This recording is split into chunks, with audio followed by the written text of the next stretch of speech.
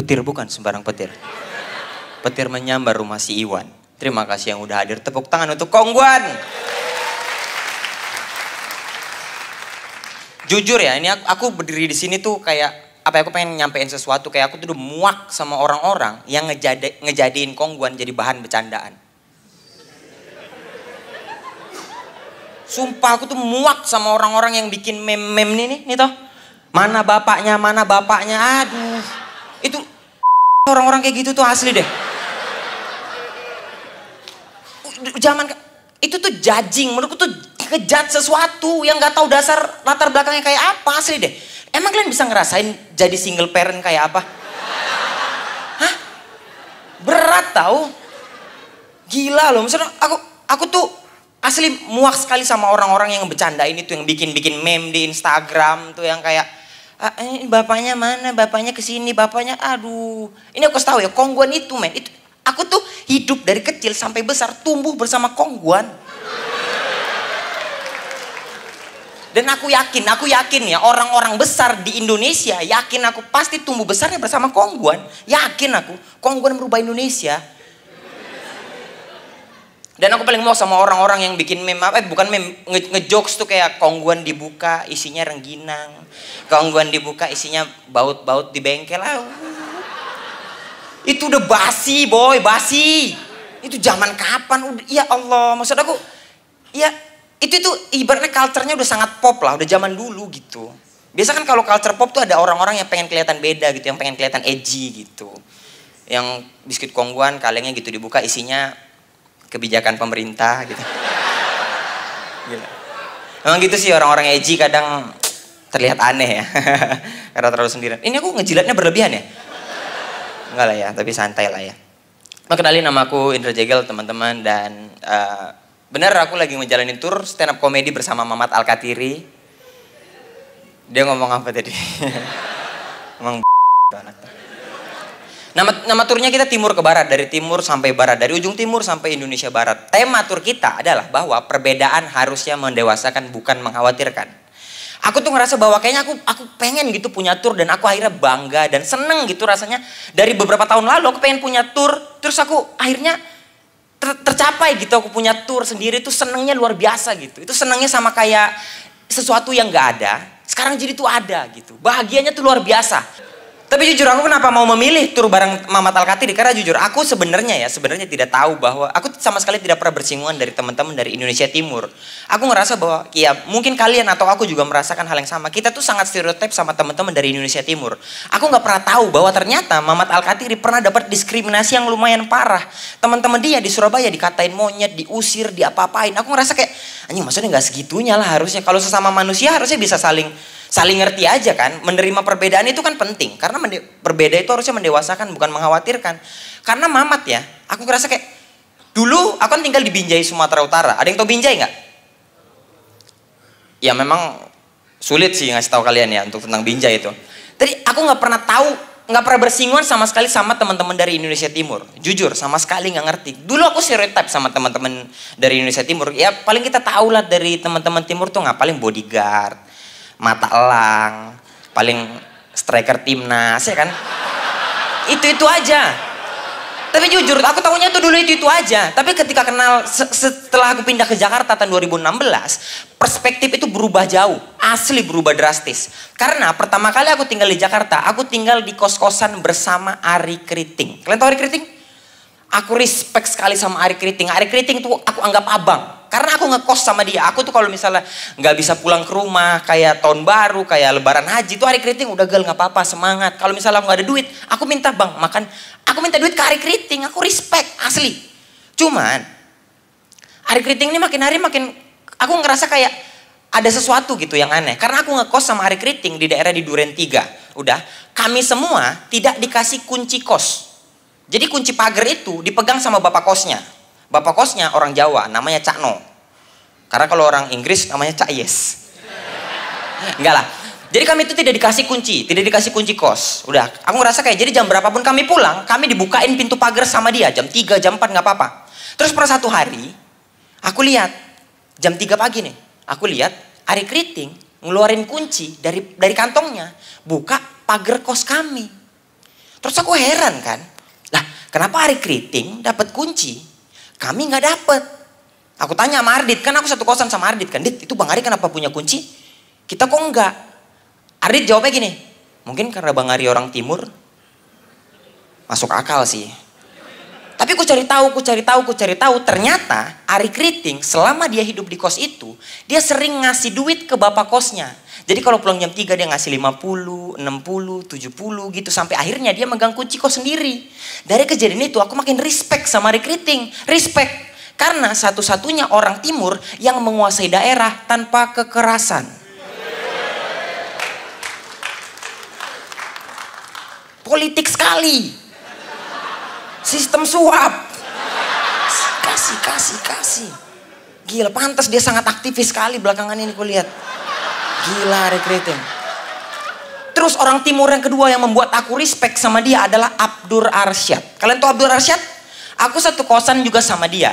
Abdur Arsyad tuh ya, dia S1 di Malang. Jurusannya matematika. S2 di Malang. Jurusannya matematika. Dan lulus. Kok bisa ada orang hidup dengan matematika tuh kok bisa gitu?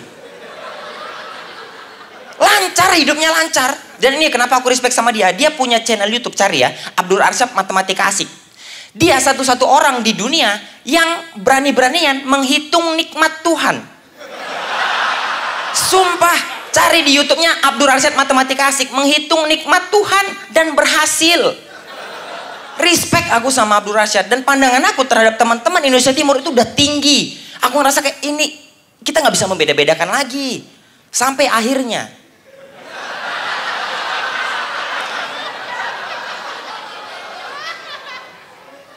Aku ketemu sama satu teman Indonesia Timur lagi. Yang membuat ekspektasi itu jatuh sejatuh-jatuhnya. Dia adalah Mamat Al-Katiri. Kuliah di UMY kedokteran gigi sampai detik ini belum lulus. Mamat Al-Katiri pemabuk. Dan Mamat Al-Katiri pernah disuruh stand up sama Panji, perform jam 9 malam, ketiduran. Jadi maksud aku di poin ini, kalau misalnya ada orang yang salah, jangan salahkan sukunya, jangan salahkan agama, salahkan oknumnya. Di poin ini, yang emang harus dibakar, itu Mamat. Emang Mamat emang. Merusak citra. Mamat Al-Katiri merusak citra kita semua. Dan kadang-kadang aku mikir kayaknya orang-orang sekarang tuh kayaknya terlalu pengen berkomentar tentang sesuatu apa yang terjadi di dunia ini, apalagi di sosial media. Orang-orang sekarang sering sekali hidup di balik kata open minded, bersembunyi di balik kata open minded. Padahal hidupnya nggak mau diatur aja.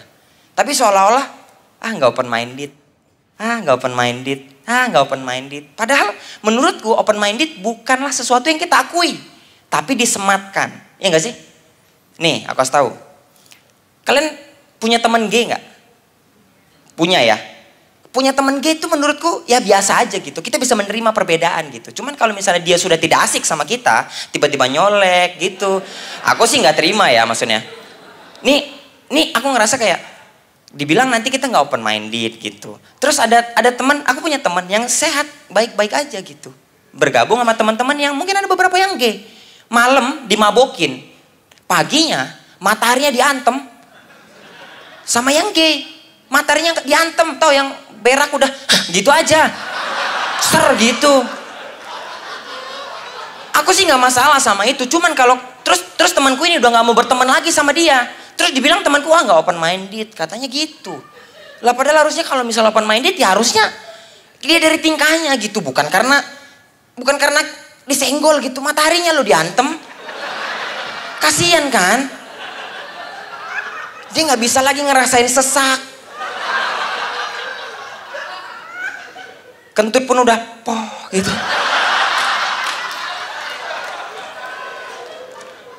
Ya nggak sih, udah terlalu begitu semua. Padahal hidupnya nggak mau diatur aja, cuman kadang-kadang nggak open minded, dibilang temanku nggak open minded. Padahal kan ya masing-masing aja, yang penting kita bisa nerima perbedaan. Keren aku ya, gila. Gara-gara banyak berkawan sama Mamat nih. Tapi aku sekarang usia aku 29 tahun teman-teman. Asli, aku sekarang udah punya anak. Nama anakku tuh Jihane Kalula Kiandra. Cantik ya? Cantik namanya asli. Tapi jujur, berat memberikan nama anak tuh berat. Karena nama adalah doa. Enggak sih? Jihane Kalula Kiandra. Artinya nama yang anak yang cantik di salah satu tempat, bunga yang cantik di salah satu tempat terbaik di surga. Keren ya? Terus anakku tuh lucu. Kalau minum gak langsung dari mulut. Jadi ke mata aja gitu. Enggak lah. Pokoknya anakku lucu. Bodo amat kalian bilang gak lucu, itu anakku ya. Terserah, bodo amat. Sekarang dia lagi 11 bulan, teman-teman, lagi lucu-lucunya asli deh. Cuman aku mikir-mikir kayak iya sih berat gitu dari nama gitu. Karena kalian pernah tahu gak sih ada orang tua sekarang tuh kalau ngasih nama anak tuh kayaknya terbagi dua. Ada yang orang tua memberikan nama anak sangat Inggris. Jadi ada anak Alexa, Clarissa, Keisha. Ada orang tua yang memberikan nama anak berdasarkan elemen alam. Makanya ada anak namanya senja, langit, bumi, air. Jangan heran 30 tahun ke depan ada anak namanya banjir bandang, angin puyuh. Tapi memang memberikan nama anak tuh berat. Kenapa gitu? Karena kalian pernah tahu ada kasus nggak sih, ada artis yang marah ketika nama anaknya dijiplak? Tuh, kasus itu aku paham maksud dia kenapa dia marah, karena jangan asal jiplak lah gitu. Cuman berat juga kalau misalnya nama anak nggak boleh sama orang lain, ya nggak sih? Capek, kita punya anak harus nyari nama dulu. Mana nama anak yang belum ada di dunia nih, mana. Akhirnya sampai umur 6 tahun dia belum punya nama. Di rumah dipanggil woi, woi sini.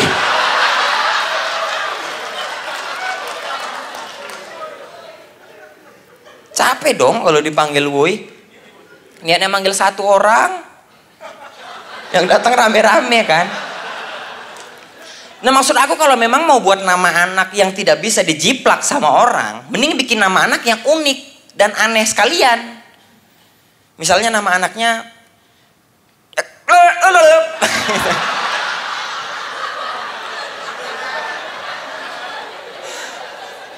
jadi di absen di sekolah, hadir bu, nih hadir bu, gitu. Satu sekolah namanya tuh bunyi-bunyian semua. Seru kayaknya ya. Kelentang dong berdalan kemini gitu. Tapi asli deh, aku sih ya sebelum menikah tuh sempat stres gitu. Akhirnya tapi aku gara-gara stand up komedi aku bisa menikah, teman-teman. Aku menikah dengan duitku sendiri pakai hasil dari stand up komedi. Gila ya, keren ya aku ya. Keren gak sih? Asli aku ngerasa kayak untuk kalian yang belum nikah mungkin kalian harus nabung dari sekarang karena biaya pernikahan mahalnya nauzubillah. Asli. Sumpah aku tuh stres nauzubillah waktu mau menikah. Aku tuh punya duit, ada duit. Cuman aku pikir-pikir kok kayaknya biaya pernikahan tuh mahal nauzubillah asli. Ini waktu sebelum menikah nih aku tahu ya, aku sama istriku yang sekarang aku pacaran 6 tahun. Kita pacaran kayak orang biasa aja gitu. Kalau misalnya aku salah aku minta maaf, kalau dia salah ya aku juga yang minta maaf. Emang kayak gitu deh cewek-cewek ya. Jadi kita tuh sering berantem. Menjelang pernikahan kita sering ribut gitu. Masalah warna baju nikah aja kita berantem. Tahu sayang nanti kita nikah pakai baju warna apa? Warna hijau lah, yang hijau katanya kayak klepon warna hijau. Warna hijau katanya, ya Allah. Akhirnya kita sepakat menikah dengan baju warna biru. Nah gobloknya aku datang ke tukang kain. Bang, mau dong nikah dengan baju, aku mau nikah, mau dong bahannya pakai baju warna biru. Gobloknya aku kan, ternyata warna biru tidak cuma satu. Jadi disiapin kain banyak tuh.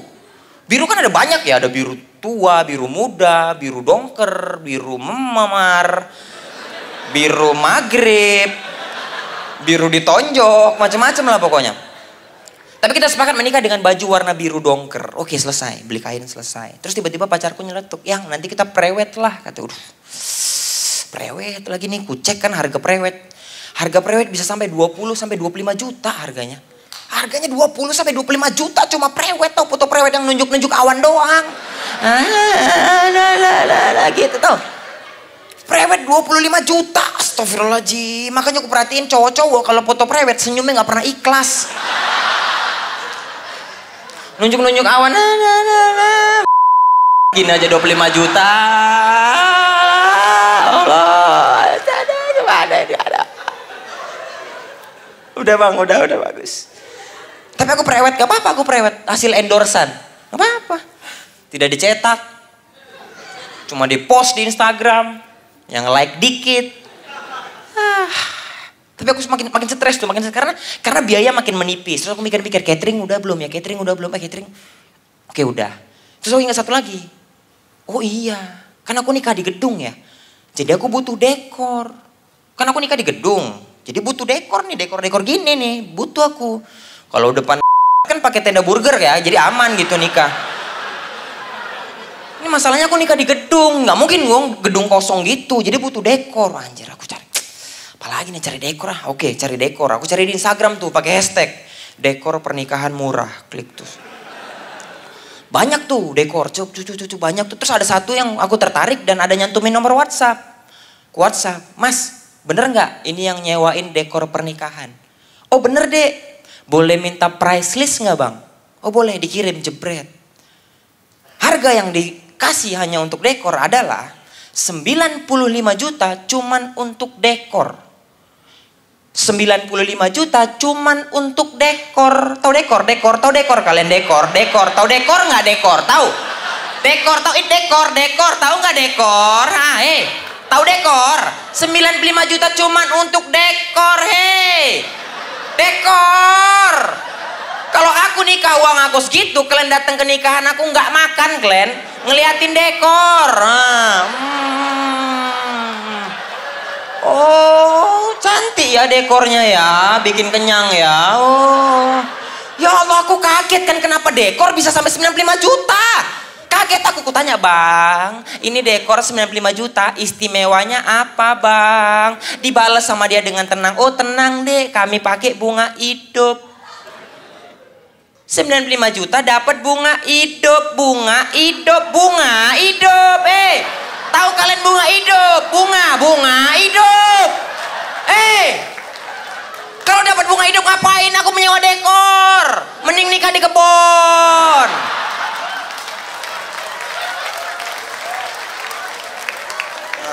Ini mending nikah di kebun. Jangankan bunga, kangkung, tikus, ular hidup semua. 95 juta loh. Dapatnya bunga hidup. Gila ya.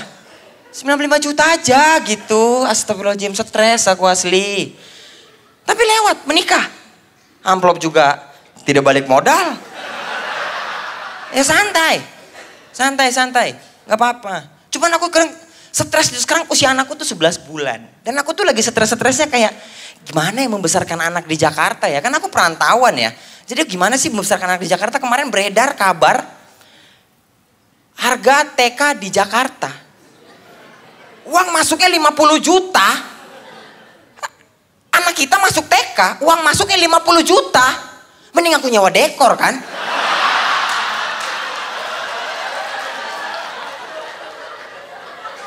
Gila ya. Emang istimewanya TK-nya apa? Bisa jadi staf khusus kepresidenan gitu tamat TK apa? Kalau tamat TK jadi anak Khairul Tanjung sih nggak apa-apa aku. Asli, ya Allah 50 juta tuh. Apa ya? Mahal kali, makanya aku pengen kubalikkan anakku ke Binjai, nggak apa-apa lah. TK di sana bayar pakai ciki bisa kayaknya. Pakai kongguan kayaknya deh bisa. Bisa Pak ya? Ini udah kelamaan nih Pak, butuh bintang iklan baru deh kayaknya. Taruh Mamat di situ tuh, Mamat. Cuma jujur jadi orang tua di era sekarang tuh stres. Aku ngerasa kayak aduh gimana ya, stres gitu. Apalagi tontonan-tontonan zaman sekarang, ya Allah. Acara TV ada azab. Nonton azab nggak? Mandor curang. Jenazahnya masuk cor-coran. Kuburannya ketimpa meteor. Ada jenazah, diangkat, la ilaha illallah. Dari sini ada mobil nabrak jebret dan mayatnya masuk ke tempat molen, masuk loh. Tidak membentur tiang sama sekali, langsung set gitu. Maksud aku Messi aja tendangan bebas pernah membentur tiang. Ini kenapa ada mayat langsung masuk, kecor-coran masuk gitu loh. Masuk jebret, jatuh, mayatnya jatuh kecor-coran. Terus yang bawa mayatnya, yang bawa jenazahnya dikebumikan loh, nggak digantiin dulu kafannya, diapain dulu, dibersihin, enggak, dibawa aja ke kuburan. Sampai ke kuburan tiba-tiba tidak ada angin, tidak ada hujan, ada meteor. Dari sekian banyak kuburan, kenapa kuburan dia? Dan bapak-bapak yang nganter jenazahnya ada meteor, lari. Kalau ada meteor di film-film satu kota hancur. Ini ada meteor di kuburan, kita nggak dapet info. BMKG kerjanya apa? Gila apa ya?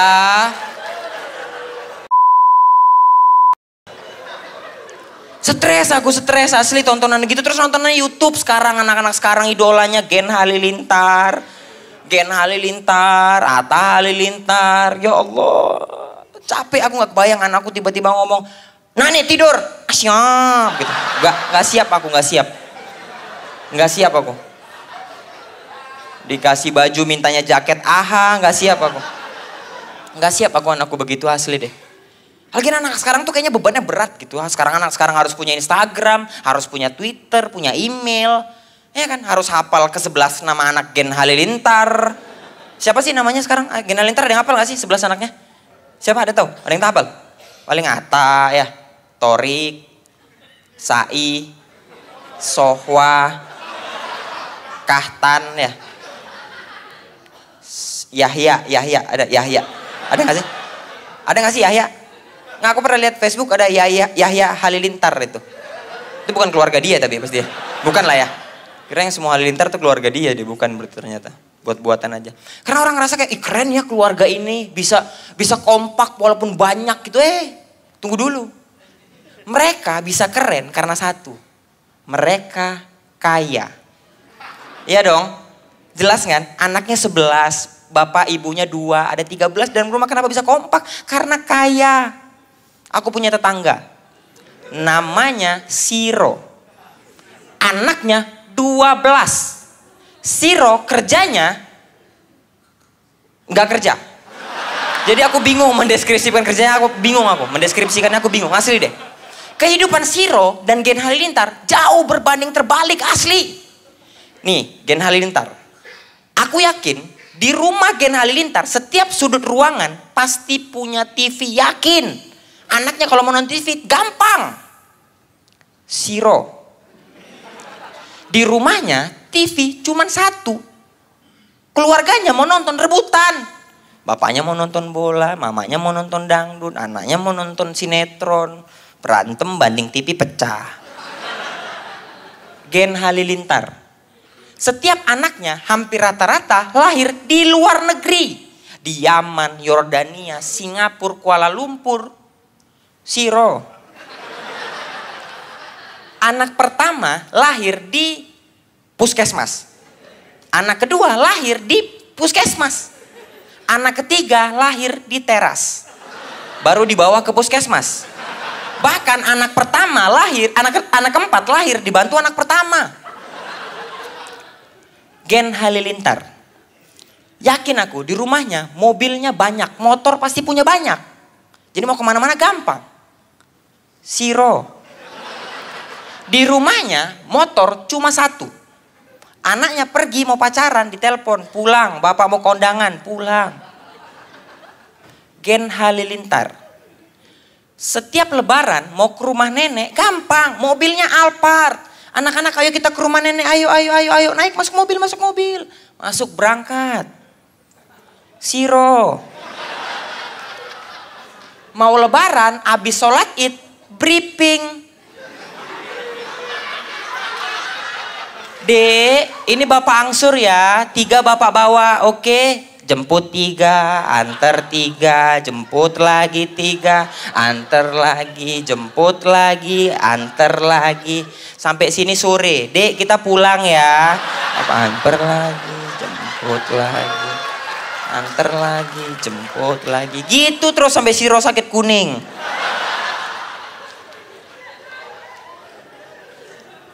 Katanya kompak. Siro. Mau makan aja duluan-duluanan. Sedih tetangga aku tuh.